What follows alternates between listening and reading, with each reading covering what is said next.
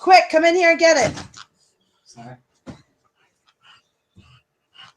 Where is it? I don't know. Is that it right there? No, that's the iPhone. That's the iPhone one. All right. I You think it's keep not standing out there. Make sure the door stays closed so she don't get out. Okay. All right. I'm ready. Okay, everybody. We are live. Welcome to another edition, episode 4 of Ghostly Stories, with your host Roger Belt and my partner in crime, Christina Corsetti. Hello, everybody. And we've got some interesting stuff here for you. And I'm going to let Christina start it off. Tell us about the Screaming Tunnel. Sure. The Screaming Tunnel, there is a tunnel under the old railroad tracks just to the west of the Queen Elizabeth Way in Niagara Falls. It is known, hold on a second. It is known locally as the Screaming Tunnel. A path wanders through the tunnel and then up to an empty field on the hill, but the field was not always empty. At one time, a large farmhouse stood in the field at the top of the hill, and in it lived a happy family. Then one night, the house caught fire. A young daughter was trapped in the house, and the only way to escape was through the walls of flames. The brave young girl covered her face with her arms and ran into a fiery doorway. Her long hair and her long nightgown began to smolder as she burst into flames and rushed out of the house. When the night air struck her smoldering clothing, it burst into flames, enveloping the girl in a raging inferno. The girl screamed in agony and ran blindly down the hill, away from the fire-stricken house. She staggered into the tunnel under the train tracks, her screams echoing and re-echoing through the night. Overcoming by the flames, the girl fell to the floor of the tunnel, wailing in agony. She rolled frantically on the floor of the tunnel, trying to douse the flames, but her efforts were weak and ineffective. She was quickly overcome and burned to death in the tunnel under the tracks. After that night, anyone that dares strikes a match in the tunnel under the tracks will hear an agonizing death scream of the burning girl, and a ghostly wind will instantly blow out the match. After that night, anyone that dares strikes a match in the tunnel under the tracks, that was it. Right. Well, and they would hear the screaming of the girl, and the match would be instantly put out, whether there was any wind or no wind. Yes, absolutely. So that's one of them kind of legend-like kind of tales, I think. But anyway, it's still interesting. Very. Okay, this one's called The Old Bridge. The Old Bridge, retold by S.E. Slosser. And I get a lot of these stories from S.E. Slosser. He has some good stuff. Or she, whichever one it is. Not really sure on that. Yeah, I'm not sure either. Man McManor was the foulest-tempered fellow you ever did see, but he owned and operated the only sawmill over in Camden. Hey, we got a Camden over by us. Yeah. So folks had to deal with him. Whenever anyone didn't pay on time or crossed him, he'd take out his horsewhip and flail at them until they ran away cussing or broke down crying. One evening, McManor was out riding when a coyote scared his horse and it bolted. McManor was thrown down next to the bridge by the sawmill, and his head broke right open. Ooh. Died instantly. There was a general sigh of relief when the sawmill was taken over by a nice fellow who moved to Texas from Kansas. Everyone thought they'd seen the last of McManor until one night when Jerry Jones, an old enemy of McManor, made his way home via the old sawmill bridge after drinking at a tavern. Jerry was halfway across the old bridge when a plume of green steam came rising up through the floorboards of the bridge. He stopped and watched the mist solidify into the translucent body of old man McManor. The specter flourished his whip at poor drunk Jerry, who screamed in terror and went running back the way he had come, with the ghost hard on his heels. When Jerry reached the giant pecan tree that shaded the road, the ghost of Old Man McManor vanished at once with another popping sound. Since Jerry had a reputation for drinking, no one believed his story until the ghost challenged the local parson that Sunday and didn't stop until the preacher recited some scripture. McManor continued to harass the townspeople for years until the First World War, when folks began driving cars that were fast enough that the ghost couldn't catch them. Folks figured the ghost would give up haunting the bridge after the town got so modern, but mean old McManor still had one last hurrah in him, and it was a doozy. The local football team was driving home in the bus one night after winning a big game, when all at once the bus stalled right in front of McManor's bridge. Well, the boys started joking around about the ghost until they noticed that the road outside was glowing green. Then the boys nudged one another nervously and then turned to look out the rear window of the bus right into the twisted smile of Old Man McManor. The boys started shrieking, the teachers chiming in just as loud, and the ghost of Old Man McManor lifted up the back of the bus as if it weighed no more than a rabbit. The teams tumbled out of their seats screaming and praying, and the football coach bravely climbed up the sloping aisle, waving a fist at the ghost in the strange pulsing green light. Just then the sheriff came roaring over the bridge on the opposite side of the road. As soon as his headlights illuminated the ghost holding the bus, Old Man McManor vanished with a popping sound. The sheriff slammed on his brakes in shock as the school bus and the team crashed to the ground. It wasn't long after this event that they built a new highway and the old bridge was torn down. The ghost of Old Man McManor hasn't been seen since. Huh. That's some crazy stuff, and you got to think about it. If any of these stories are anywhere near real, that'd be some crazy stuff to deal with. Could you imagine? Yeah, but crazy stuff happens in this world all the time, don't it?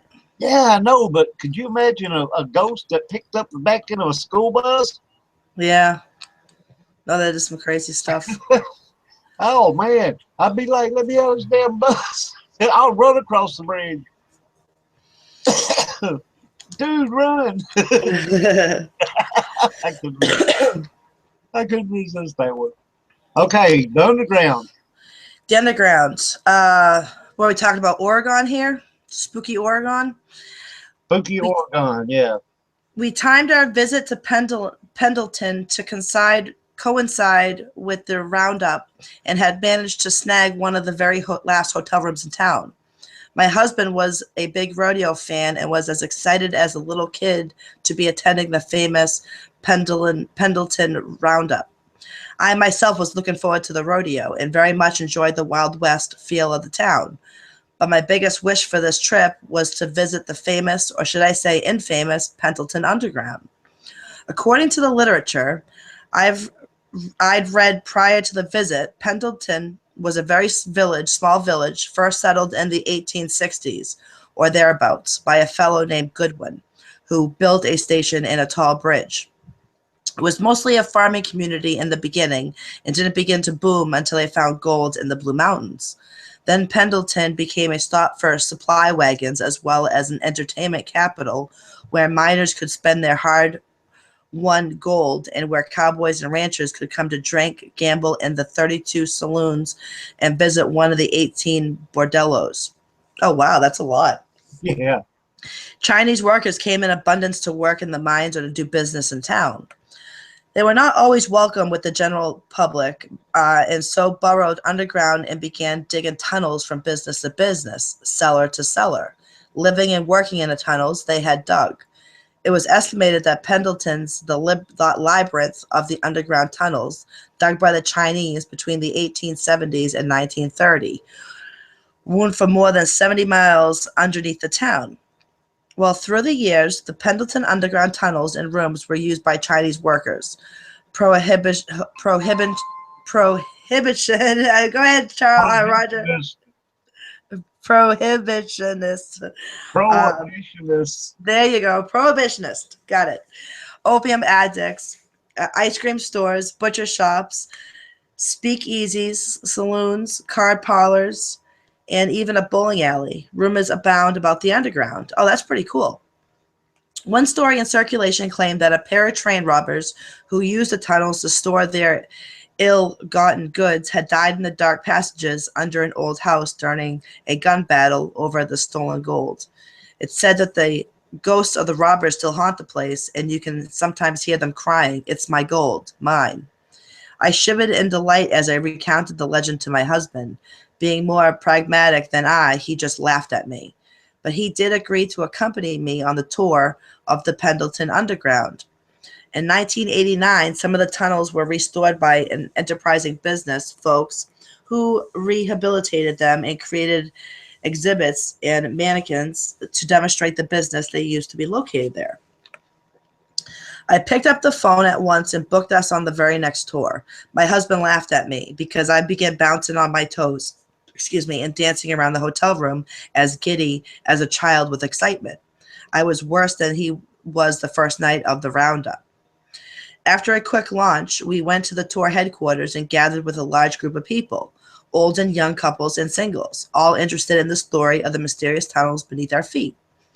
I commented softly to my husband that we're probably standing over a tunnel right now, and the tour guide heard me and confirmed that part of the underground was indeed under our feet. We saw a short film, and then we were out on the sidewalk and walking around a corner. We stopped there, and the tour guide shared a short story about cowboys who stood on that very spot and called up the working girls in the room above our heads. Then we went down a staircase and were underground. In the cellar that once was a saloon, mannequins of cowboys lounged around and played cards, and our tour guide took us behind a polished bar and discussed the role of the saloon in the days of the gold rush. My husband was absolutely fascinated.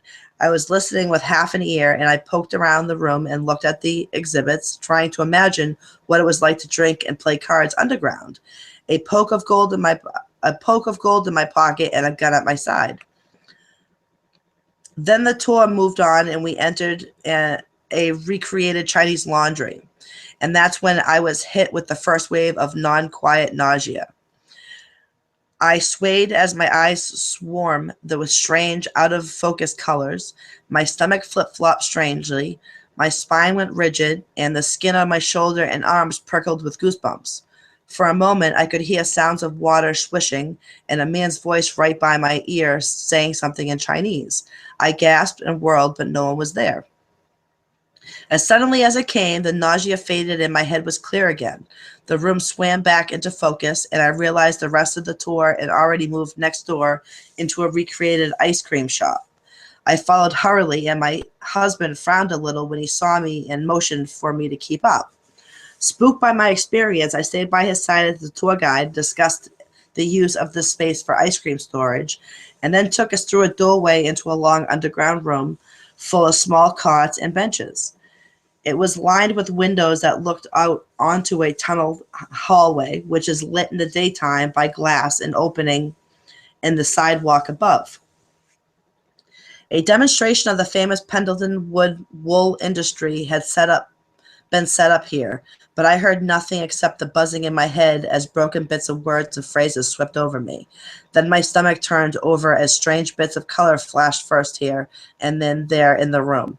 For a brief moment, I saw an almost invisible Chinese man doing calculations on an arquebus made of some kind of black wood. The hands, the only clear part of the man, were rapidly moving red beads back and forth on little wooden bars. "Come on, Sally. Don't lag behind," my husband said impatiently, pulling my hand. Instantly, my vision cleared and I was back into the present. I staggered a little as I followed my husband through the door into the tunnel itself. It was well constructed of dark basalt stones, smoothly fairly flat on the outside and carefully mortared together. You could see through the large windows right back into the room where we had just been standing. I glanced toward the place and where I seen the hands holding the abacus, shuttered once and resolutely kept my eyes forward as we navigated around the corner and into the next area. We passed through a place where a thriving butcher shop had conducted their business. I blinked cautiously as I looked around the room, but everything stayed in focus, for which I was grateful. It was fascinating to see the old posters advertising low prices for meat, the old style cash register, and the cold room where the meat was kept. I was feeling much more myself now and had thrust away the odd occurrences to think about when we were above ground. Then I stopped into the next room, an old card room that had been used as a bar during Prohibition, and heard an alarm bell jangling desperately from somewhere overhead. In front of me was the recreated scene of a card party with rough-looking fellows sitting around a table, eyeing each other suspiciously. Above the mannequins, a little bell was still vibrating a little, as if the string the activated it had just been pulled. No one else seemed to notice the vibrating bell or the sound of the feet thudding rapidly for an exit that filled my ears. By now I was so tense with superstitious dread that I felt that if I had been punched in the stomach. My husband noticed my distress and whispered, "Are you all right?" I nodded slightly, unable to speak, and gratefully followed the rest of the tour down another tunnel into the brighter room once used as a bowling alley. Then we were back on the street in the fresh air, and I was panting with combined fear and exhaustion. What was happening to me? Was I losing my mind? My husband was truly concerned by this time. "You look ill, honey," he said. "Do you want to go back to the hotel? Can we take a rest on the tour another day?" "I'm fine," I snapped a little sharply. How I could explain my pragmatic husband that I was seeing things in the tunnels. He put it down to tiredness or say I was coming down with something, and maybe he was right. The tour was headed down the street now towards the old bordello, which was on the next stop, and I determinedly followed. My husband shrugged and came with me, taking hold of my hand and eyeing me sideways once in a while to make sure I was all right. We climbed these steps to heaven and toward the room of the old bordello without any distressing color flashings or vision on my part, though I thought my husband's eyes would pop out when he saw some of the decorations on the walls. Then we were at the street level again, watching our guide open the locked door leading to our last shop on the underground tour. I started to shake slightly at the thought of going back underground. We're going to see a Chinese jail just below our feet. Apparently the Chinese did their own policing in early days. I drew in a deep breath and followed my husband downstairs into a musty room filled with bunk beds and tables and a cooking stove. There were Buddhas on the top shelf by the stove and Chinese hats. A gong hung next to me, and as I looked at it, the non-quite nausea swept over me and the tour guide's voice faded away. I stared at the gong in cowardly manner, listening to the Chinese being spoken by several male voices, conversing leisurely with one another. I heard someone laugh, a merry sound, and finally looked around at a merry face cooking something over a stove that looked and did not look like one in the recreation. Behind him, a group of men sat around a table playing mahjong, and another man was lighting incense before a little altar in the corner. It was all so clear that for a moment I thought I could walk right up to the table and join the game. Then my husband's voice cut through the scene, urging me along, and we went into a small side room, once used as an opium den. I stared for a long moment at the old platform where the opium users once lay smoking their pipes, almost willing myself to see them, but all I saw was an old opium bed. Nothing more. And then the tour was over, and we were back at the tour headquarters, thanking our guide, buying a souvenir book, and heading out to the street. As we walked back towards the car along the crowded street, I looked at one of the purple glass windows in the sidewalk that helped light the tunnels below. In my mind, I saw a pair of hands busy with the abacus. I've never been psychic before, but I was convinced in that moment that I had truly seen back into the past during my time in the tunnels below Pendleton. Glancing up at my pragmatic husband, I wasn't sure what I should tell him, if anything. Would he believe me? I still was not sure. I can believe myself, and it happened to me. Maybe I'll tell him later. What's next on the roundup schedule? I asked him and watched his face light up. We headed away from the past and its ghost and into the future. That'd be weird, wouldn't it? Yeah. I'd love to go in some of my underground tunnels, though. Oh, absolutely. Especially the Shanghai tunnels and stuff. Oh, I post all those about those all the time. Yeah. Okay, heartbeat. Something was going on. Jason felt it in his bones. Polly was too happy, too cheerful. No woman could be that upbeat and still be faithful to her husband. Jason sat down to a delicious warm meal every night, and Polly sang to herself as she washed up. What kind of woman could be cheerful doing dishes? Try as he might, Jason never heard anything that hinted of a secret romance. It drove him crazy. Life was not this perfect. Maybe Polly was seeing the milkman or the grocer. Jason started getting up early in order to see who it was that delivered the milk. Much to his disappointment, Cookie. Sorry about that. Much to his disappointment, the fellow looked as if he'd been born several centuries ago. Then Jason started doing the food shopping and checked out every single male employee in the local grocery store. They were either... Are you doing a radio show? Yeah, I can't. Pronounce that damn word. Antediluvian? Oh, antediluvian. Antediluvian relics. Like, oh God, this ain't gonna work. Sorry about that. Oh, Cookie, you're gonna have to go, please. Yeah. No problem. Call it out. Oh, Hush, puppy. Come on. Come on, little girl. come on. Hop on says no. Oh. Sorry about that, everybody. When somebody comes in, my dog goes berserk. And that's my daughter. She sees her all the time. Anyway, where was I? Antediluvian. Where's that at here? Antediluvian relics. Milkman or still in diapers. Later that month, Jason was over at his father-in-law's house working in the garage when he overheard his father-in-law call to Hank, Polly's high school boyfriend. Now he knew. He knew why Polly was so happy all the time. Her parents must have told her that Hank was coming home and she was planning on running off with him. Enraged with jealousy, Jason was waiting in the kitchen when Polly got back from church. He was beyond reason. He snatched up a newly sharpened steak knife, howling, "You cut out my heart, now I'll cut out yours." Jason leapt around the table and ripped Polly's still beating heart out of her chest, blood streaming everywhere. He sailed out the back door into the dark night and flung her heart still thumping over the side of the bridge that spanned the creek next to their home.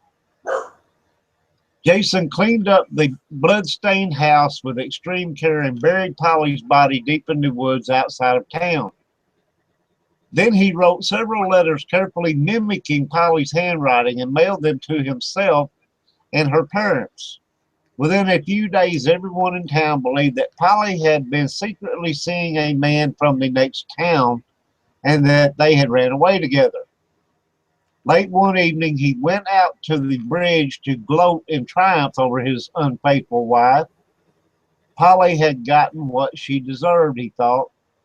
As he stood staring down at the water, he became aware of a vibration under his feet. Da-dum, da-dum, da-dum. It floated softly through the air, a simple rhythmic thudding, da-dum, da-dum, da-dum. Jason's hands began to tingle as he recognized the soft thudding sound. It was the same beat he had felt when he had held Polly's bleeding heart in his hands. Da-dum, da-dum, da-dum. The heartbeat rang in his ears, thundering so loud that he was afraid it would wake the neighbors. Da-dum, da-dum, da-dum. Jason clapped his hands over his ears and ran back to the house, but he could not escape the terrible sound. Da-dum, da-dum, da-dum. Even the floorboards seemed to vibrate to the slow, steady rhythm. Da-dum, da-dum, da-dum. It sounded like a heartbeat. Polly's heartbeat.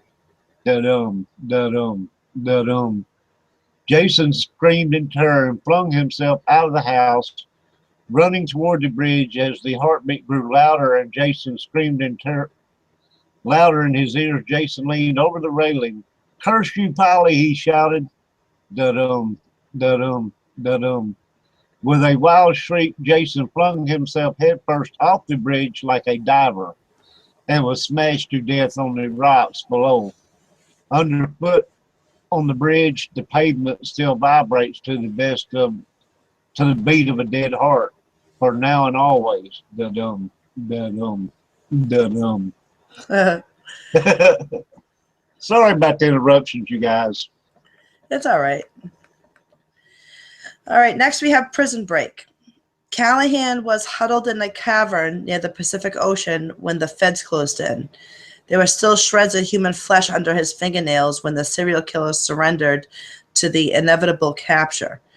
They could put him behind bars, he vowed as they dragged him down the narrow path toward the waiting cars, but he would escape. And then they'd be sorry. He lashed out at the nearest officer, landing a crippling blow on his kneecap. The remaining men knocked him to the ground and bound him foot and hand to ensure his cooperation. He was sentenced to a lonely prison for the criminally insane, his only companions the wardens and the fellow madmen. Over the next 17 years, Callahan spent every spare second planning his escape. He studied every weakness in the prison system. He knew every guard's movements. He spent several years contriving to get a ground floor cell so he could dig his way out. The plan nearly succeeded until he reached bedrock a few feet below the cell door. With every failed plan, his anger grew. He would escape this wrenched cell if it killed him. As the years passed, Callahan noticed that one elderly prisoner, Old Ben, had become the general handyman and undertaker around the remote prison. It was Old Ben's job to put deceased prisoners into a pine coffin where they stay in late overnight in the prison chapel. The next morning, Old Ben and the warden would ride out in the cemetery a mile or so outside the prison gates and bury the deceased prisoner. Then the warden left Old Ben behind to fill the hole while he drove back to the prison for his morning coffee. With this knowledge, it didn't take Callahan long to come up with a new escape plan. It was simple. The next time a prisoner passed away, he would creep into the chapel after dark, slip into the coffin with the dead body. In the morning, the warder and Old Ben would take the coffin out to the prison to the cemetery to bury the deceased. As soon as the warden left, Old Ben would open the coffin and let Callahan out with no one the wiser. It didn't take the serial killer long to befriend Old Ben and get the undertaker to agree to help Callahan gain his freedom. Unfortunately, the prisoners were all very healthy that summer, and though the long, colorful autumn that followed, no one caught so much as a chill. And when the new year came with no prisoners' fatalities in nearly 8 months, day after day he listened for the bell that tolled whenever a prisoner died, but it did not ring. Callahan was tempted to expedite matters into his own hands, but such an action, if discovered, would mean solitary confinement for the serial killer, and he would be unable to enact his brilliant plan, so he waited and waited. It was late February when the expected bell tolled dolefully through the prison. Snow was falling in the yard where Callahan marched with his fellow prisoners during their daily exercise routine when the bell tolled. "Wonder who it is this time," muttered a burly man just ahead of Callahan. The serial killer, hands shaking with joy, could care less who it was. The time has come. Tomorrow he would be free. That night, Callahan entered the dark chapel and felt his way to the front. Yes, there was a coffin standing on top of 2 pine benches. He lifted the lid, and the smell of embalming chemicals filled his nostrils. He jerked back a little. Old Ben had done his job well.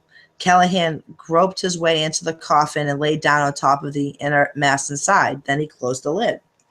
As he lay in the coffin, waiting for dawn, the serial killer felt his skin begin to crawl. He killed more than 25 people in his life without qualm or remorse, but this death watch made itch all over. The chemical smell of the corpse below him made his stomach roil.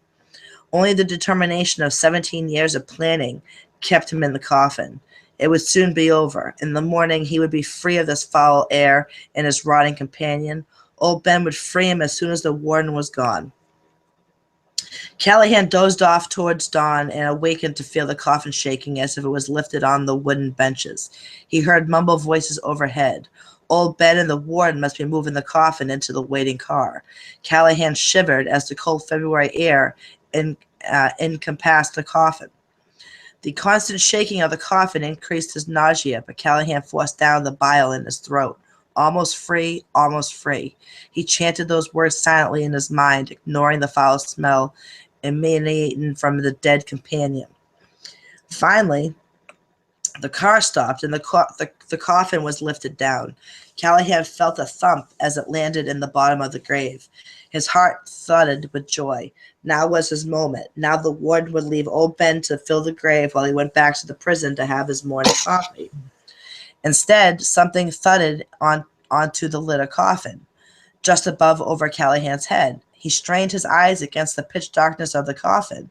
It must be the warden throwing a bit of symbolic dirt onto the coffin at the end of the ceremony. But the thudding continued, and Callahan's heart pounded in sudden fear.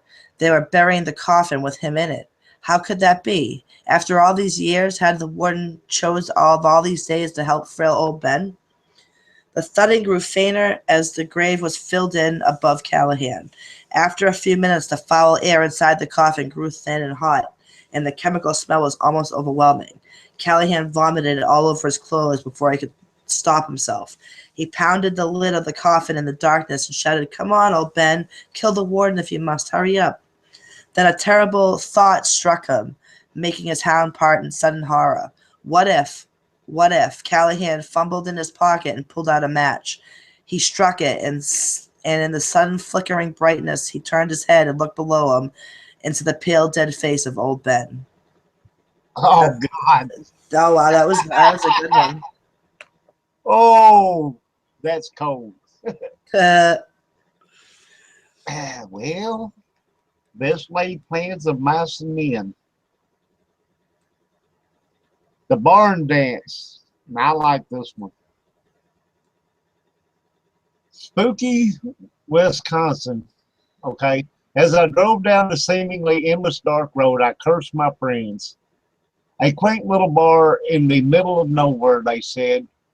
Well, they got that right. There was not one blessed sign of civilization anywhere to be seen.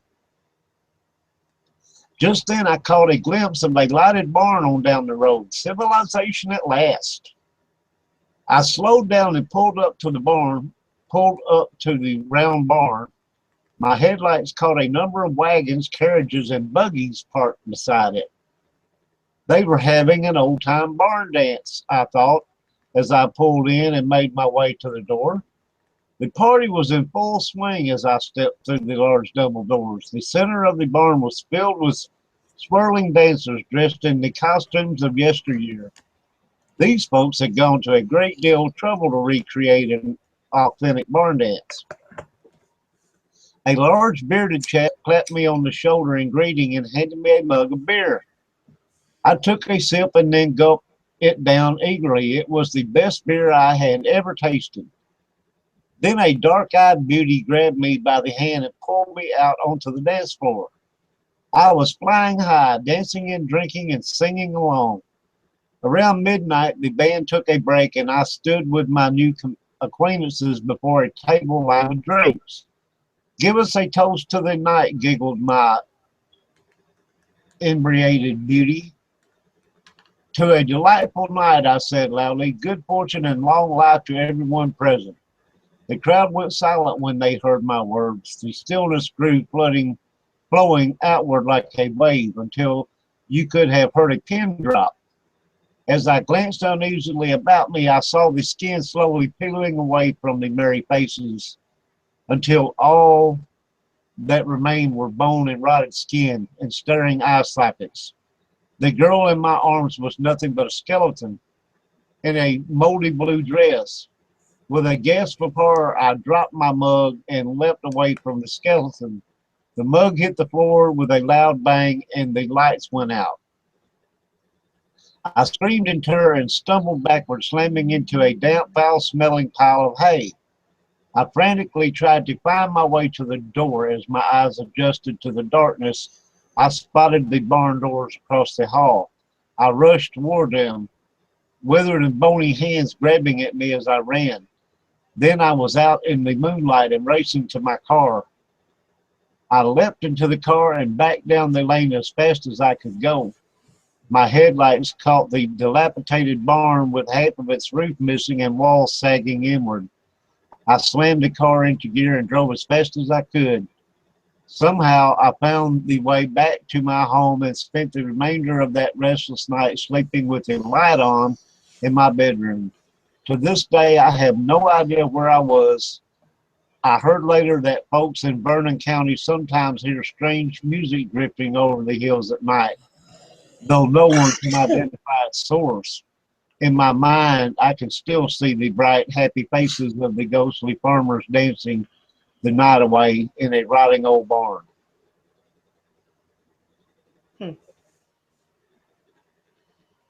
Okay. The bloodstain. The Phelps place was an old abandoned property with monstrous, decrepit Victorian house that was supposed to be haunted. It should have been a good resting place for the local deer hunters, but they would not go near it. A few that tried came away before midnight with tales of ghostly thumping noises, gasps, moans, and a terrible wet blood stain that appeared on the floor of the front porch and could not be wiped away. Phelps was an Englishman who had purchased land some 20 miles off of Mendocino coast in the 1880s.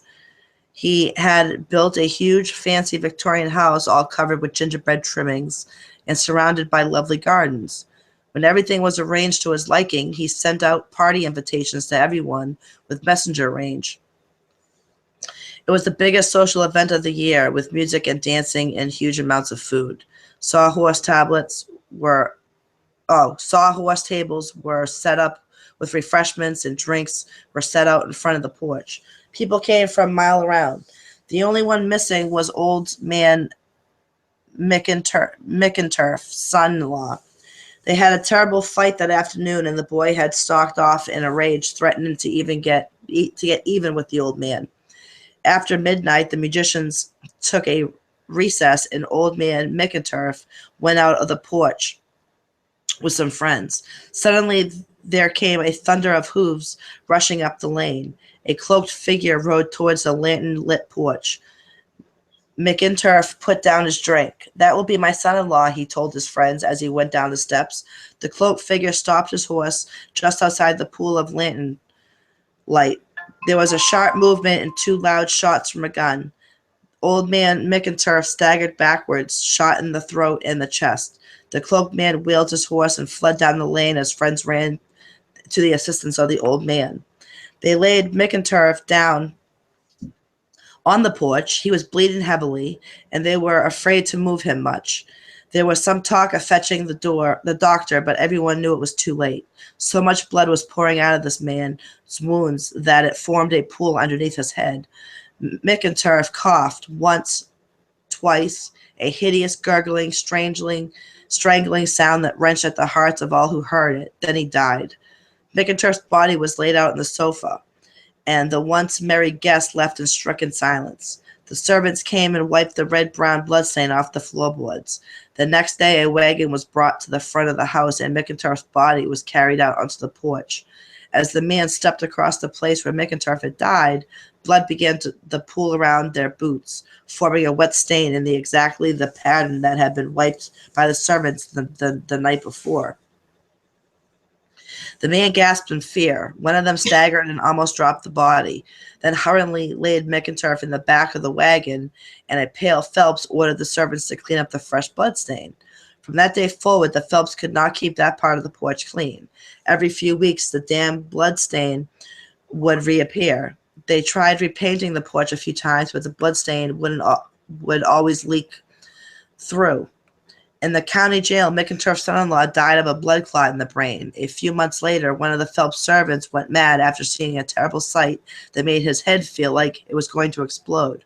Folks started saying the house that was being haunted by the ghost of McInturf seeking revenge. The property was resold several times, but each resident was driven out by the terrible, gasping ghost of McInturf, reliving his last moments, and by the bloodstain that could not be removed from the porch, the house was eventually abandoned. I think everybody left in the chat room. What's that? I don't see anybody saying anything in the chat room. Okay. Been a while, ain't nobody said nothing. I asked if everybody left, nobody answered. Anybody still over there? Hello? I don't know.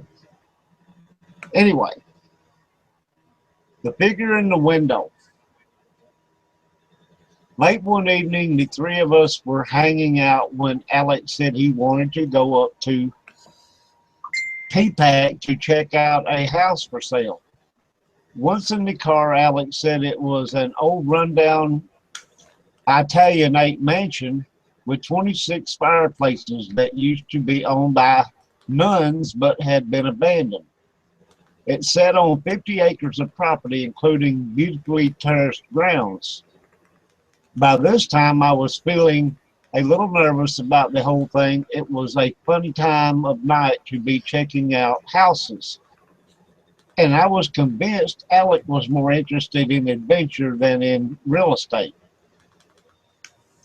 We pulled off the road and parked the car near a wooded area at the back of the property. The mansion itself was at the top of the hill. Still quite a distance away. Of course, it was a cloudy, dark night, and the roadside was pitch black with no street lamps. I shivered as I followed Alec and Steve into the woods. It was a fairly long and spooky walk. Finally, we came out onto an overgrown lawn, looking up towards several terraces that stretched up and up. I nervously followed Alec and Steve up the stairs to the first and then the second terrace. The mansion loomed tall and ominous in the darkness, and the wind shook the shook the treetops and moaned through the overgrown shrubbery. When we reached the top terrace, Alec and Steve moved toward the back doors of the mansion, determined to find a way inside. I hung back. There was no way I was going any closer to that creepy monstrosity. I glanced up at the third story, the dormered windows, gasped like dark eyes. I trembled. Suddenly, a ball of light appeared in the window. I blinked in surprise. I was sure Alec had said the house was abandoned. The light seemed to float, and before my astonished gaze, it expanded and formed into a glowing feminine figure. I gasped in shock, my heart pounding so hard in my chest that I thought it would explode. I tore my gaze away from the window, calling out to Alec. Alec, I whispered urgently, let's get out of here. Something in my tone penetrated his thick head, and he and Steve loped over to where I was standing. As soon as they reached me, I took off at a pace that the best Olympic athlete would have hard trouble matching.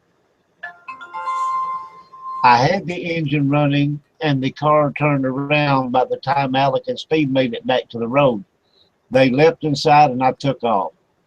You said the mansion was abandoned, I said accusingly. It was. It is, said Alec. Except for the killer nuns, Steve added from the back seat. I shrieked, killer nuns? Sure, Steve said, leaning forward between the two front seats and glancing from Alec to Alec. Didn't Alec tell you about the crazy Mother Superior who became a pagan and tortured and killed her fellow sisters when they refused to join her evil practices. She chopped them up and scattered pieces of their bodies throughout the mansion. There was blood everywhere. When the police came to investigate, the Mother Superior's ghost is supposed to haunt the terraces at the back of the house. They say she tried to lead you into the mansion in order to torture and kill you. Shivering, I dropped off the boys and went home. For the rest of the night, my dreams were filled with the glowing figure of a homicidal nun who chased me down the endless terraces of an Italianate mansion holding an axe. White Riders. They were not even close to the main camp when the sandstorm hit, blasting hot sand into their eyes, hair, and skin. The wind whirled above, around, and under the hasty shelter the two cowboys had set up, offering no protection at all. They took small sips of water every hour or so to relieve the dryness of their throats and to shift about to keep from being buried completely under the sand. A day passed in the terrible conditions. The two cowboys drank the last of their water and ate the last of their food, while the wind and sand whipped about in an impenetrable curtain and the heat dried out their bodies. One after the other, their horses dropped dead and was gradually buried under the sand. Though his increasing misery, one of the men noticed that the sound of the storm was muted, though there was no decrease in the pounding of the wind and sand. Through the sandstorm rode a man dressed all in white. He was followed by 11 riders who were all dressed in white. Their spurs, bits, and stirrups gleamed like silver. Their belt buckles were gold. They were leading a white horse behind them. He tried to call out to them, but his lips were swollen shut. The procession stopped in front of the half-buried cowboy, and two men dismounted. They walked over to the man beside him. Tenderly, they helped the other cowboy over the riderless horse and set him in the saddle. Then they mounted their horse and the men in white and started riding away. The remaining cowboy pried his lips apart with shaking fingers and gave a hoarse cry of protest. But the white riders disappeared back into the storm, leaving him alone in the whipping sand. Just before the last rider vanished, he turned back towards the cowboy and said, "It's not your time yet. We will come back for you presently." Then he passed out of sight. Stricken, the cowboy buried his face against his arm and gradually lost consciousness. He was awakened by someone shaking his shoulder. He looked up into the eyes of some of his fellow cowpokes who had come to find him and his friend as soon as the storm let up. They forced some water through his dry lips and helped him sit up and told him he was lucky to survive. Something in the grim air made him turn and look at his friend, who lay dead at his side. His heart beat rapidly as he realized suddenly how narrow his own escape had been, and suddenly he understood something else. The riders he had seen had been the white rider of death. By leaving him behind, they had spared his life when they came through the storm to take his friend home. Oh, wow. That's pretty neat. Well, nobody's saying nothing over there. I don't know if everybody's gone or it froze up or what happened over there. Yellow ribbon, just in case anybody can hear. Jane wore a yellow ribbon around her neck every day. And I mean every day.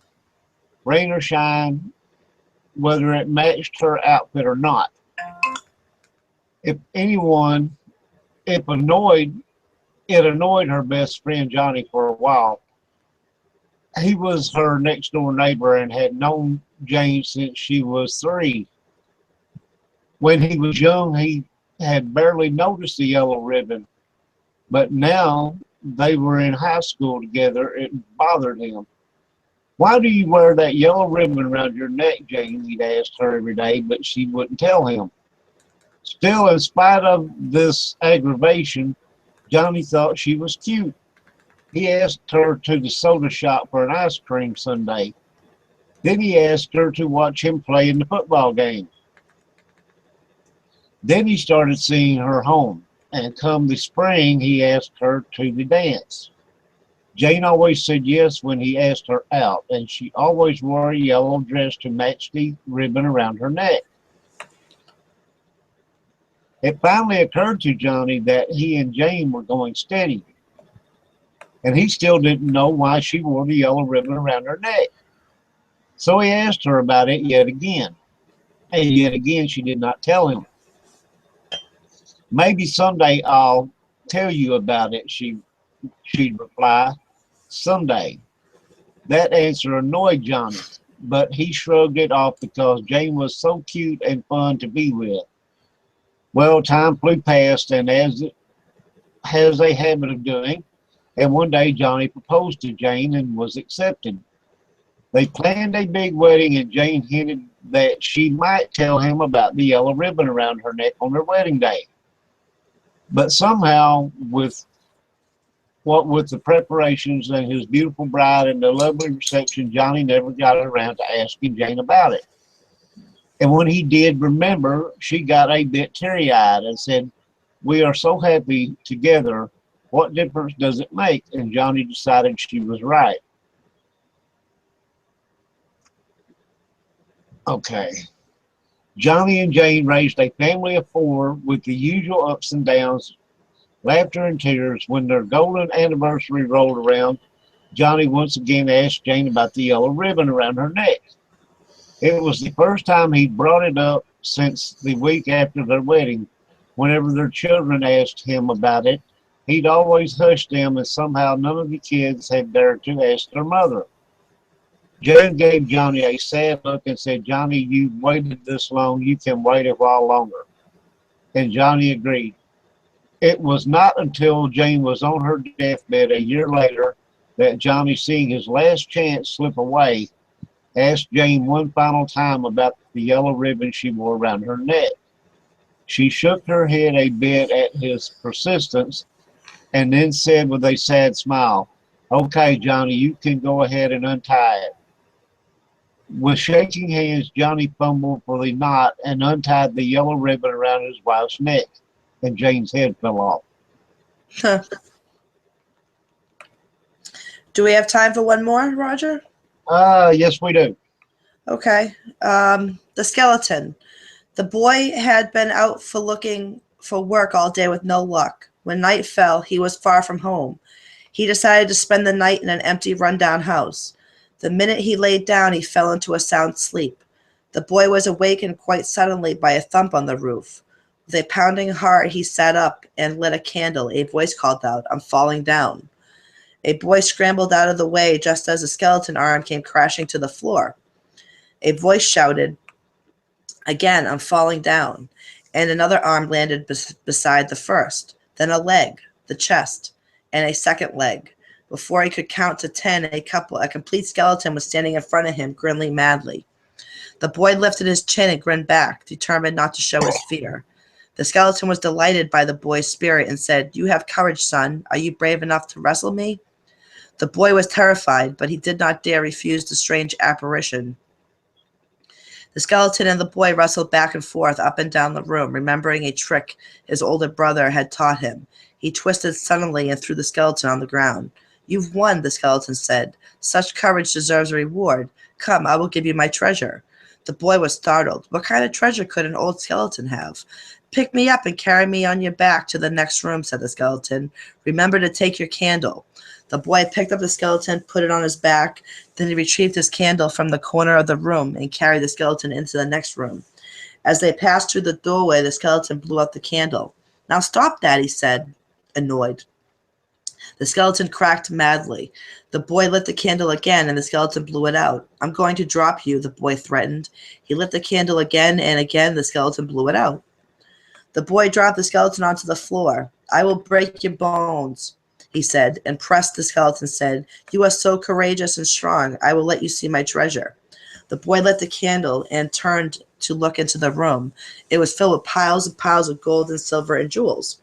"I want you to promise me something," the skeleton said. The boy drew his gaze reluctantly from the magnificent treasure and looked at the skeleton. "I want you to promise me that you will gather all the poor people you can find in one day and give them each a bag of money. The rest you can keep for yourself." It would be a good thing to share his wealth with the needy, the boy decided, so he agreed to do what the skeleton had asked. The skeleton gave a happy laugh and began to disappear, piece by piece. First the head, then the leg, then the chest, then the other leg, and so on, until he was gone. The boy did just as he promised, and when he had finished his task, he took the rest of the treasure back to his family. They lived in comfort all their days. I don't know if we got time to do one more, but I'll try real quick because we got about 5 minutes. Okay. The White Dog. The traveling salesman came to Goshen Hill for a few days, selling his wares from door to door. He was a friendly man with a warm grin and a joke for everyone. He was accompanied by a large white dog that rode on the wagon beside him, companion, friend, and guardian of his wares. The salesman and dog were making their way out of town when a murder was discovered in one of the places in which they had sported their wares. Suspicion blossomed at once against the stranger. Certainly no one the townsfolk knew was capable of committing such a crime, and a lynch mob chased the salesman out of town and strung him up on a tree beside the road. The white dog howled and barked and roared as the mob carried his master away. More than one man was bitten as the salesman, still screaming out his innocence, was silenced forever. One fellow finally shot his gun at the white dog, wounding it enough to send it whimpering away.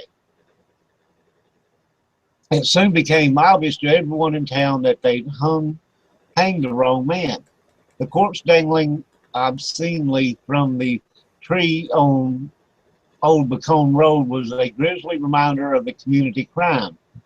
They'd have cut down the salesman and given him a decent burial, but the white dog stood guard over his master's corpse day after day, savagely threatening anyone who came near the hanging tree. So the salesman's body withered and rotted underneath the tree beside the road, filling the air with a terrible stench as it desiccated in the summer heat. It was many weeks before body and dog disappeared from the old Bun Cube Road. A few months later, a man who participated in the salesman's lynching happened to be walking down Old Buncombe Road at night. As he drew near the hanging tree, his nose wrinkled in disgust as a whiff of rotten flesh swept past his face, and his stomach rolled. He staggered backward, his arm over his nose, wondering what was causing the terrible stench. Then he spotted the hanging tree and saw upon it a glowing, desiccated corpse dangling obscenely by the neck from one of its branches, and beneath the ghostly figure stood a huge white dog with glowing red eyes. The dog growled menacingly when he saw the man on the road, and then the man stumbled backward over the rut in the center of the road and then started to run.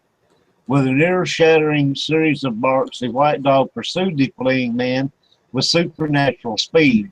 The man whipped this way and that, spinning around, leaping into the woods. The dog to dodge around the trees, trying to avoid the huge dog snapping at his heels. If he fell, the dog would be at his throat immediately. The man crashed headlong into a tree and flung himself upward. Below him, the ghost dog leapt, and sharp teeth closed on the man's hand. Pain ripped through him, and he climbed higher, trying to shake off the growling beast. "Let go," he screamed, kicking at it again. Suddenly, the white dog turned to mist before his eyes and swirled away. Realizing that the white dog might reappear at any moment, the man seized his chance. He slithered down the tree and ran all the way home. His wife sent a neighbor to fetch the doctor, who stitched up his hand as best he could. The white dog had nearly severed the palm, and the nerves were so badly damaged that he was crippled in that hand for the rest of his life. The man later learned that every person who had participated in the lynching of the salesman was attacked by the ghost of the white dog. Many, like himself, were crippled in some way. As for the fellow who'd shot and injured the white dog, well, his 4-year-old son disappeared and was never seen again. Oh, wow. Okay, that's all we've got, and perfectly timed. I know, right? You can't ask for any better than that. Uh, next Monday, We have dreams. right? Yep. Yeah. Okay, if anybody is still over there listening, because I haven't seen anybody typing anything for a while, I don't know what happened. But anyway, next Monday, or this Monday, we have dreams on the Paranormal Graveyard. So y'all be sure to tune in for that. And as of right now, I don't have anything planned for the rest of that week. If something comes up, I'll be sure to let everybody know. Same on this side too. And well, Thursday you have something, right? No, not this Thursday. Not Thursday. I don't. Oh, not this Thursday? No, I need a break. On the 29th you have, right? Or 28th? No, I don't have anything. Oh, okay. So for 2 weeks then. Yeah, I have to get something set up. Oh, okay. Awesome. Anyway, thanks everybody for coming. If you're there and you can hear me, we'll see everybody on Monday night. Good night, everybody. And let me get over here where I can